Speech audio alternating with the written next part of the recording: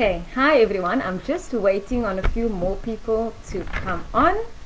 Then we can start chatting.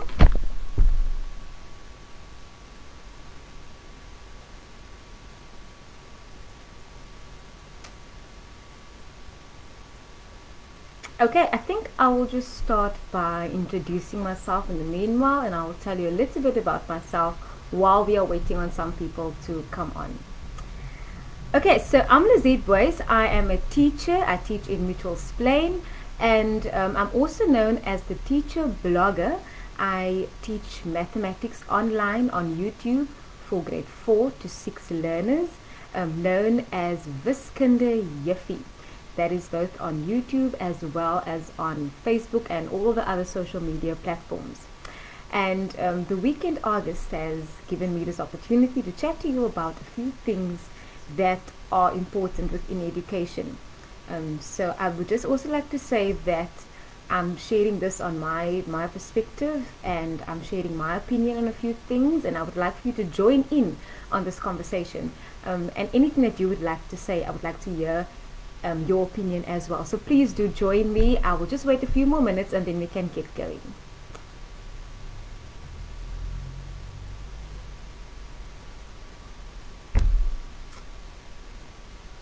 So just again, we are talking about a few of the things in education. I've mentioned it in the title,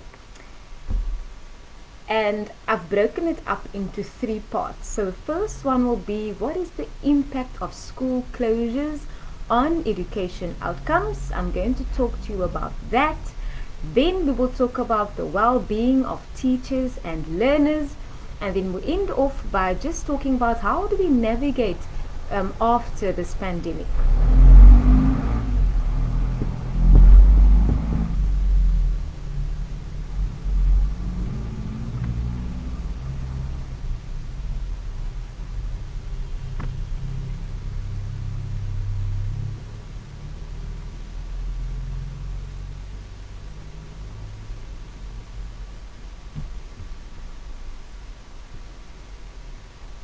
Okay, I think I will just get started. Okay, so the first thing is we're going to look at the impact of the school closures on the education outcomes. Now, I'm going to talk about 3 things. I'm going to highlight 3 things that I think is important with regards to this. And firstly, before anything, I would like to think back to the start of 2020, right? So when the year started off, I'm talking about that countdown moment, beginning of 2020, when you were just about to reflect on 2019. There's a countdown wherever you found yourself, whether it was in church or at the party. You were preparing for the beginning of a brand new year. And I remember being very excited and planning everything. But then the reality now is that all the goals and aspirations and things that you might have set out for 2020 is definitely not the same. Everything had to change because of the situation that we find ourselves in. I, for one, remember thinking that this is my first year teaching grade 6. I was very excited. I was like, okay, this is the year. I'm going to make sure that my school gets the most improved award for the systemic results. And I was full on when we started the school year. I had everything organized, planned out. I was ready to take it on. And term 1 went well. And now we are here. So I think the one thing that we can talk about is academics, and how the outcomes of academics has completely changed. Anything that you might have had planned for this year is out of the window. So the first point, academics.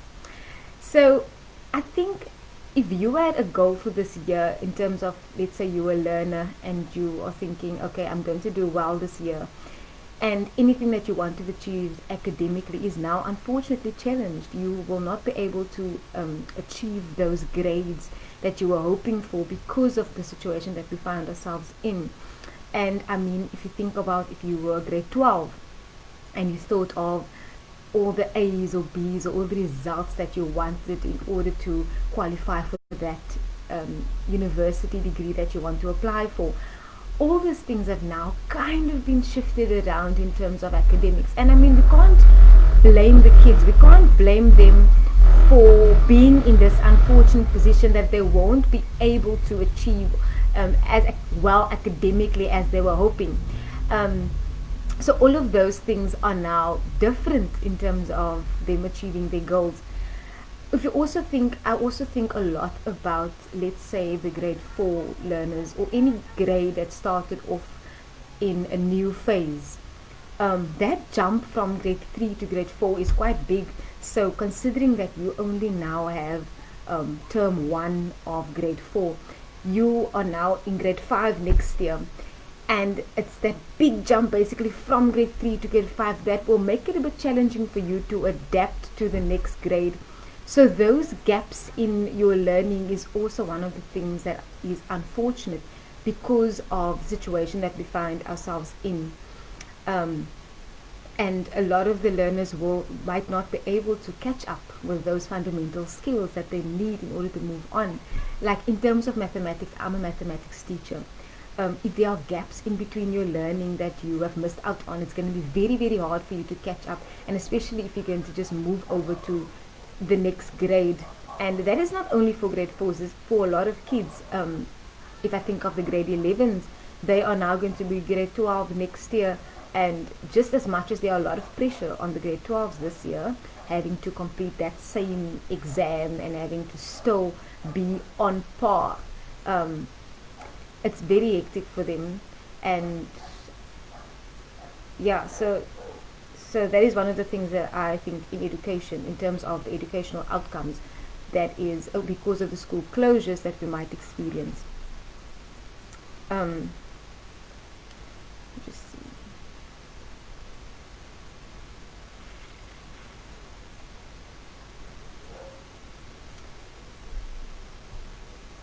Right. Yeah. So it's important that you realize that it's not the child's fault if they don't achieve as well. Parents should not put as much pressure on their children to still be able to achieve those grades and things that they wanted to. Let's say you are grade 12, because it's very difficult this year for you to catch up with all those curriculum needs that you needed. But in terms of the outcomes, there are a lot of other outcomes as well. I just touched on education outcomes, but they are way more. Like, let's say, like the second point that I want to talk about is there's also the outcomes of social economical difficulties that the school closures are causing on our people. A lot of them now are in positions where their parents have lost their jobs, and they are now stuck in situations where they have to drop out of school, for example, in order to help their families keep up with the difficulties of the economy at the moment. So school closures and a lot of emotional outcomes will also come from this pandemic, and what all our kids are going to have to go through after this school closures.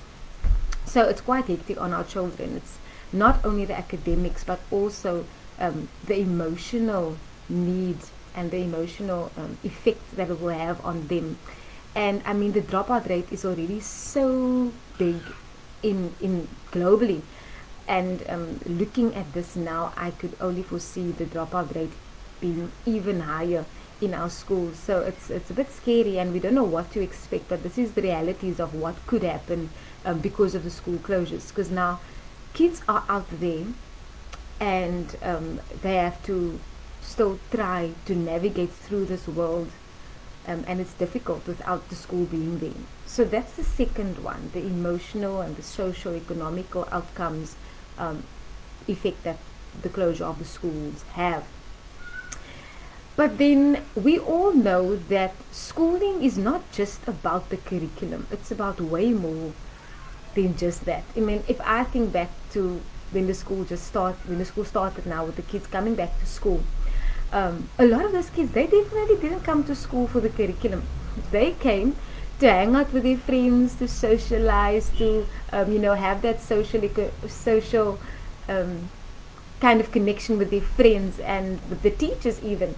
And that is also the other skill that you learn at school that you are missing out on when the schools are closed. That, in addition to way more things that is like in the hidden curriculum that kids learn when they do go to school. So let's say you put the curriculum aside. Yes, we know they're missing out on a lot of fundamental skills that they were supposed to learn in this year, and they are definitely hindered in that way. But now, let's say this never happened and the school year started off smoothly, the kids are in school, everything is going well, and this never happened.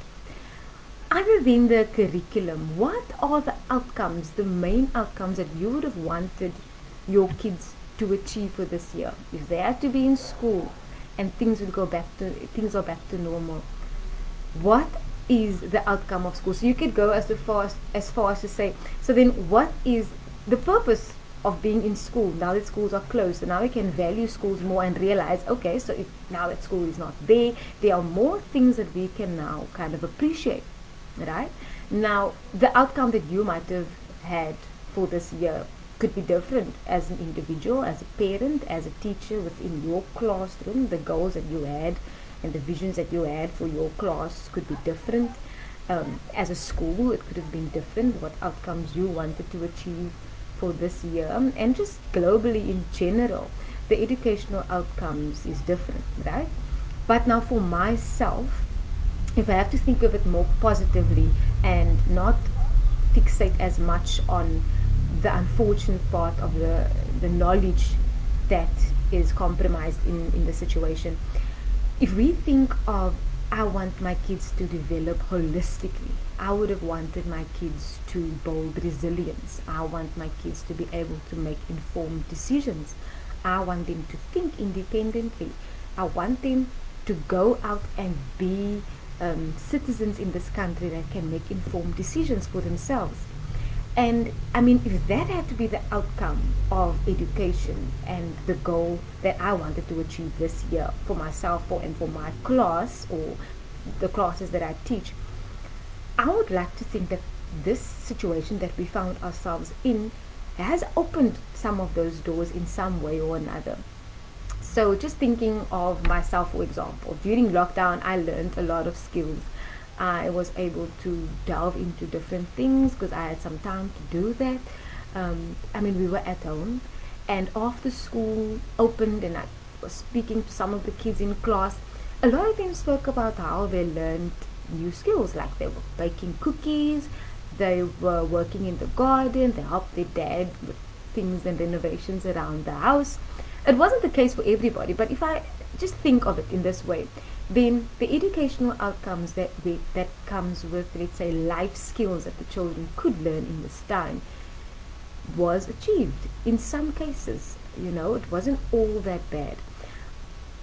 And also, I think if you're not a little bit more appreciative of life also, which is values that you are being taught, and I mean the fact that I'm privileged to still have a house, and again, it's not the case for everybody, but to be a little bit more appreciative of things that the school couldn't possibly, or the kids could have learned also being at home. So these are valuable skills that helps them also as a person and grow into people that can appreciate the little things. A lot of them also, they could help other children, other people. They were feeding other people in the community. So these are also valuable skills that I think the kids were learning in this time. So I don't think we should completely disregard the fact that school closures were still kind of helping us achieve some of the educational outcomes, right? So there are the 3 points that I spoke about. So firstly, the impact of school closures was definitely hard on the curriculum and education, yes. It was definitely hard on some of the social, economical difficulties that we experienced. And it was also kind of hard on some of the necessary life skills that we acquired over this time. I'm going to pause there and look for some comments if there's anybody that would like to add on to that part. I must say I planned a lot of things, but when I came on here, as soon as the live started, some things just went out the window. Hi Lizette, this is great. My question is, Nathan, do we not run the risk of having kids on varying levels of progress after this? Because with homeschooling, they're all learning at a different pace. This is very, very true. So some might Oh, so some might be left behind while others progress because they're not on the equal playing field in the classroom. Nathan, I definitely agree with you. Unfortunately, the technological imbalances between different families and everybody not being on the same level technologically, it's almost unfair. It is unfair that not everyone was able to experience the online learning thing, and it just made the gap bigger between the have and the have-nots. So that is definitely one of the things, and that's again part of the things that we missed out on in terms of the curriculum, that a lot of people weren't able to achieve the curriculum outcomes for this year because they weren't fortunate enough to even have data or cell phones, or also on top of that, even in the environment that they find themselves in, it might not have been a place where they could learn. Some of these people are in places where it's not quiet for you to sit and study and actually learn. So it did challenge a lot of people, especially in our poorer communities, to actually study in this time, which also makes it very difficult for, let's say, the class of 2020, where they now have to finish that national exam. But I'm going to talk more about the impact and how we can navigate after this towards the end, and also the well-being of the children and how much stress they are under, which is then the next point. But yes, it's not a secret that there's definitely a big gap between people that have this technological privileges and those that don't. Thank you for your question, Nathan. Teaching is an instinctful art, mindful of potential, craving of realizations, a pausing, seamless process. Yes, it's definitely, it's more than just the curriculum and what you have to learn in school. And also on the first day back, when I saw my grade 5 class for the first time, I taught them how to make a mask. So in this, because I think they say there's no assessments, right? So that just set my mind at ease. Automatically I started thinking, okay, because we're so fixated on the children has to know this knowledge, because if they don't know what they are going to lose out, they can't pass and all these things. But as soon as they said there's not going to be any assessments, it kind of eased me a little bit, and we did some work when they were there, but then afterwards I did some art with them, and when we made masks, they actually learned how to work a needle and a thread, which is life skills that they wouldn't have otherwise learned. And those that weren't in school missed out on that opportunity. But for me, again, education, the outcomes, it doesn't have to just be the curriculum. There are a lot of skills that the children have to learn and that they have learned in this time. And that was, for me, beautiful, to be able to teach these kids those skills, working with the needle, for example. So now you can thread a button one day or something. Right, so just to add on, this is my 7th year in teaching, so I'm not going to make it sound like I know it all and I have like this phenomenal opinion on things. So I'm just speaking from my perspective and what I know and what I can share with you today. So if you have anything else that you'd like to add, please do. But I'm going to move on. I want to ask you though, what was you, if we are talking about the impact of school closures on educational outcomes, what educational outcomes would you have wanted to achieve with your children? Could you please answer that for me in the comment section? What would you have wanted to achieve, and how did the school closures affect you to achieve that? And I'm talking about values also, or anything that you would have liked your class to learn in this time. And if you are a parent, what do you think the purpose would have been of education and the educational outcomes, and how your child missed out on that opportunity because of school closures? We did mention a few things, but if you have something more to add, please do. Okay, I'm going to move on to speak about the well-being of teachers and learners. Now, what is well-being? Well-being is the state of being comfortable, healthy, relaxed, happy. Right? Now, that definition alone is, I mean, if you were a teacher or a learner or even a parent, I don't think anyone could have been comfortable or relaxed in this time. we are really in a very special time at the moment. We can't predict what's going to happen tomorrow, what's going to happen next. So it's almost impossible to be relaxed. And so our well-being is compromised. I'm going to break it up into two parts. Let me just talk about the well-being of teachers first, and then I'll talk about the well-being of learners. So, with teachers, there is an overall exhaustion, definitely. And so let me talk to you about what is exhaustion and what I mean when I say this. So there were this belief that teachers have been on holiday for the past 4 months and they were just chilling and they were just living the best life. Now, I don't know what teachers you surround yourself by, but from the teachers that I know, we've worked hard. We've done the most in this time. In fact, I've always been speaking to people and we always say the same thing. We haven't worked as hard as we did during the lockdown period.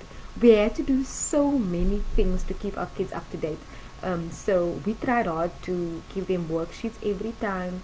We stayed connected with them, whether it's on the internet, on WhatsApp, on Classroom, Google Classroom, all those different facilities we used in order to keep our kids updated, which meant that we had to do additional create videos. All of a sudden, all of us had to become tech savvy, like within a split second was expected of us. And I mean, a lot of teachers are not as tech savvy and they need to learn those skills.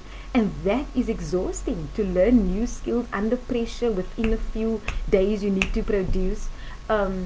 We also had to design modules for children. This is different to if it had to be just a classroom. We would have just taught normally. But now we had to design modules separate for every subject. So it was quite hectic. Yes, I do know not all schools did this, but those that did, the teachers are exhausted. And I mean, this is the first week that we actually have where we can breathe. And as soon as we go back again, we have to work hard again. And I mean, who knows, we're going to sit here until Christmas and still do worksheets and things. So I would just wish people would not think that teachers are chilled in this time, because we're really working hard, at least those that work for their money, or they are worth their money. Yeah, so it's been a difficult time, and I think it's important that teachers take time off and enjoy this week. It's important. I think our well-being is oftentimes taken for granted, or we don't appreciate time off, or we think, I'll get over it, I'll be fine, I'm just going to be a machine and continue working. But we shouldn't just push it aside. We should give ourselves time to just breathe and take care of ourselves, so that we can go back and give as much as we do want to, have passion again, and just be revived to go back into what we love doing. But if we're exhausted, you can't really do that. Then the learners, the well-being of the learners. So that is it for the well-being of teachers. And please do add if you want to say anything. The well-being of learners, sure, a lot of learners have been put under immense pressure from the teachers, from the parents, especially I think. The parents are putting a lot of pressure on children to still complete their schoolwork, to still stay up to date. And I think in this time where we don't know what to expect, they are in a difficult position at the moment. It's hard for them to focus, and it's hard for them to still be on the same level as what is expected of them, because now it's independent study. It's trying to make ends meet with what you have. I mean, especially the grade 12 learners that have to go through so much that they still have to complete that national exam at the end of the year, and the pressure is crazy. So yeah, I am just a bit scared that there's also a possible burnout from learners of working overtime, but then you also get those learners obviously that are not working, that are literally playing outside and not doing much. But I would like to talk about the well-being of those that are working. It's especially those that want to achieve, those that still want to study to be a doctor next year, those that still want to get those A's in this difficult time. It's a lot of pressure on them, and yeah, so we have to take care of our learners as well and make sure that they don't burn out. Parents, okay, but I'll talk about my last point about how we can help them and how we can navigate through through this. I didn't realize time would go this quickly, guys. It's like 27 minutes past 3.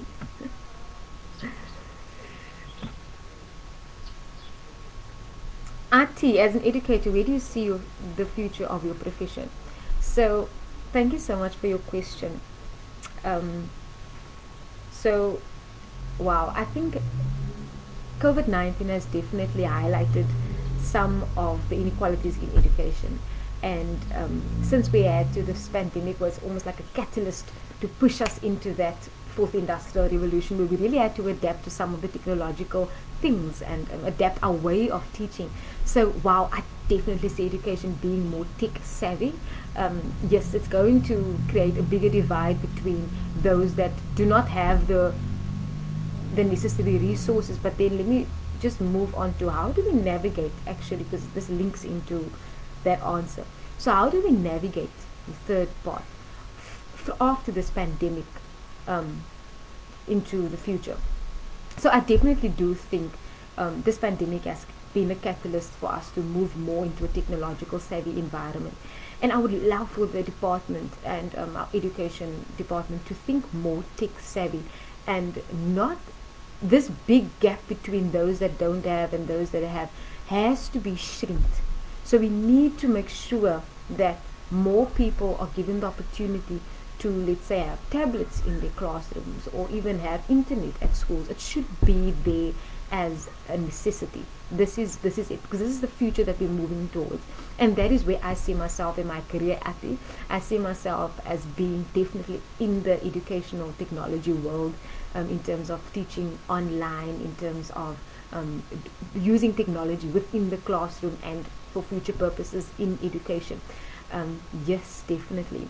One of the other ways which we can navigate now from this pandemic through to the future, in terms of exhaustion for the teachers, I feel like the department definitely has to focus on the well-being of our teachers. We need to make sure that our teachers are kept, that our teachers are taken care of, that they are able to work and be in a positive environment, that they can freely go. I know there's a program, wellbeing wellness program, that the education department offers, and teachers should be made aware of that opportunity and go for that, for those, because they need that. They need to be taken care of. They need to take care of themselves and take some time off, to give themselves that benefit of the doubt. Then also moving forward, with kids being under pressure and everything, I do believe parents should, not put as much pressure on your child, because this is a very difficult time, and it's not the same as what it would have been, considering that goal that you had for 2020 in the beginning of the year. So please do not put pressure on your child, especially the grade 12 parents. Just have your child be, and let's just pray and be faithful and see where this year could possibly take us. But let's stay positive and just try our best. That's all we can do in this time.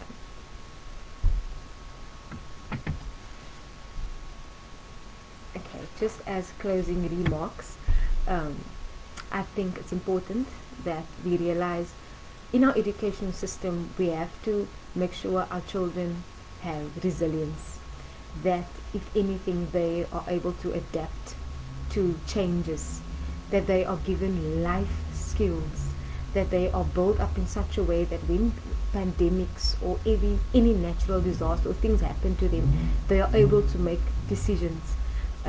And I do think that we can take a positive take from the corona pandemic and see ourselves in a brighter future, and see education being changed for the better, and just take the best out of what we have experienced thus far.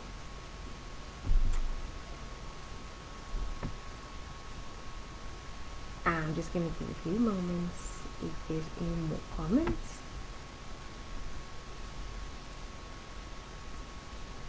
I also think there's surprising innovations that could happen in the near future in terms of education and technology. I'm very positive with regards to that. But I think I will end it here. Thank you so much for tuning in and for watching, those that were watching, and for participating in this conversation. So we do have a long way to go as an education system, and I do believe that the pandemic has highlighted a few of the things, problems in our country. But we can move forward. We can go through this, and this doesn't have to be the end of anything. Okay, I think we have some positive things to take up from this. Thank you so much. I hope to hear from you soon, and have a lovely afternoon.